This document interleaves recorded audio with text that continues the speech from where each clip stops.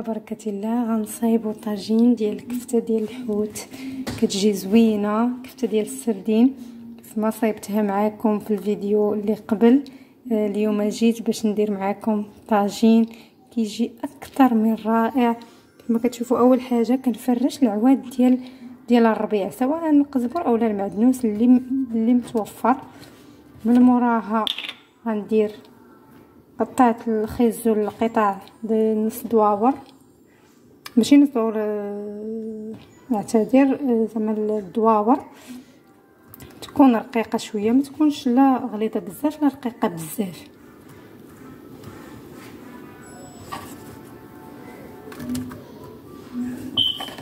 كيعطي واحد المذاق رائع. داك العويدات ديال الربيع كيعطي واحد المذاق رائع للطاجين ديال الحوت. في نفس الوقت واخا يشد لك الطاجين شويه من التحت، ما كيوصلش لك الخيزو، دونك كيشدو غير هذوك العويدات وكيعطي واحد المذاق رائع جدا. نقادو الخيزو ديالنا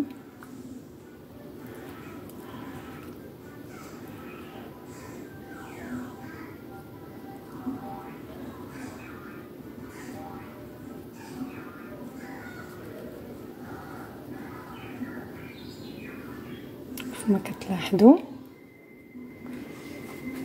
غندير الكفيتات اللي صايب ديجا معاكم. اللي ما شافش هذا الفيديو يرجع يشوفه، غنحط لكم في صندوق الوصف. كتجي الكفيته هكا رائعه بزاف.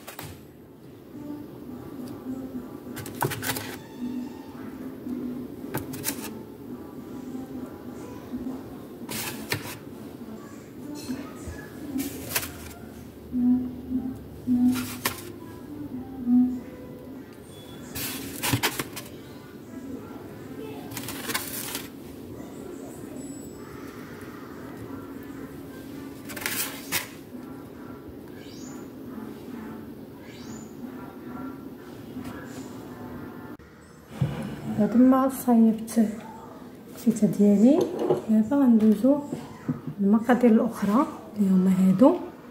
اول حاجه هانتوما كيف كتشوفوا قطعت البصله نص دواور رقيقه، بطاطا على حسب الرغبه ديالكم، غير كنديرها انا على قبل الوليدات الصغار.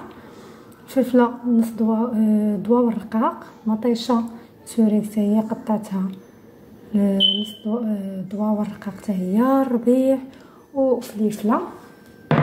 بطبيعه الحال غنديروا معاهم الحامض حتى هو.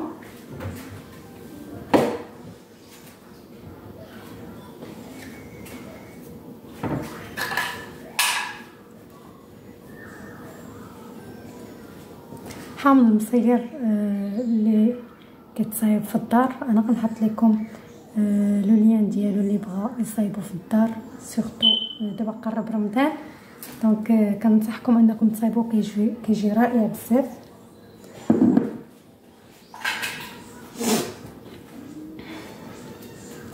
اول حاجه غنديروا البصيله ديالنا بهذا الشكل، نحاولوا اننا نقسموها شويه.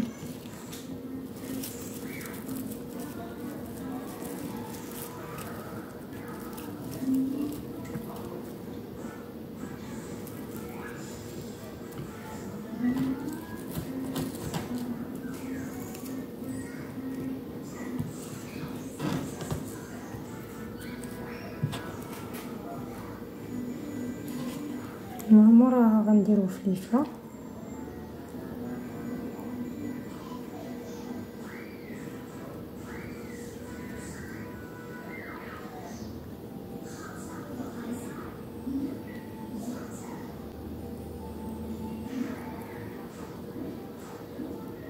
كل واحد وشنو اللي متوفر عنده يديرو، ولكن هاد الطاجين ديال الحوت ما كيجيش رائع الا ما كانتش صراحه الفلفله كتعطي واحد المذاق رائع. ماشي ضروري ديروا فلفله حمراء، تقدر ديروا فلفله خضراء حمراء اللي متوفر. المهم الفلفله ضروري تكون.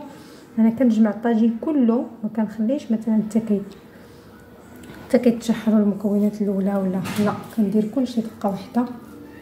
ندير الربيع ما كتضيعش الوقت، يعني كديرو كتخليه حتى كيطيب على خاطر.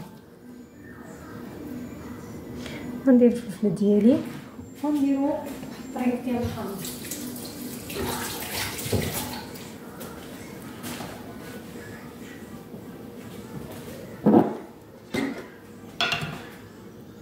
كما كتشوفوا كيجي رائع هذا الحامض. انا غنحط لكم لو لين اللي باغا تصايبوا، سورتو هاد الايامات كاين الحامض موجود. واخيرا غنشدو واحد ما كاملش نص كاس ديال الزيت، ما كاملش نص، تقريبا غير ربع ديال الكاس. درت فيه العطريه ديالي اللي هي قزبر مطحون، ملحه، كمون، البصار، العطريه ديال الحوت الا كانت متوفره كيكون احسن. شنو اخر، وتحميره باش كتعطي اللون. صافي هادشي اللي درت. كيجي بهاد الوصفه رائعه جدا.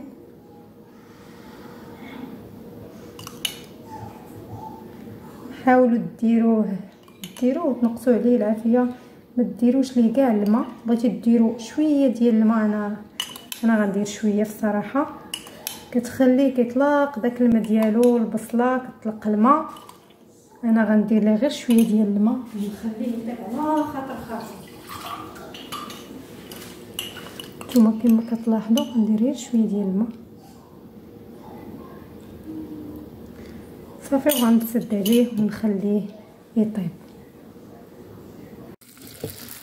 ها هو الطاجين ديالنا بعد المطاب. طاجين رائع بزاف، المذاق ديالو كيجي زوين غزال كما كتلاحظوا. صافي شرب الماء. الصحه والراحه بالفيديو قادم ان شاء الله. نتمنى تعجبكم الوصفه، ديروا لايك اذا عجبتكم الوصفه. صحه والراحه.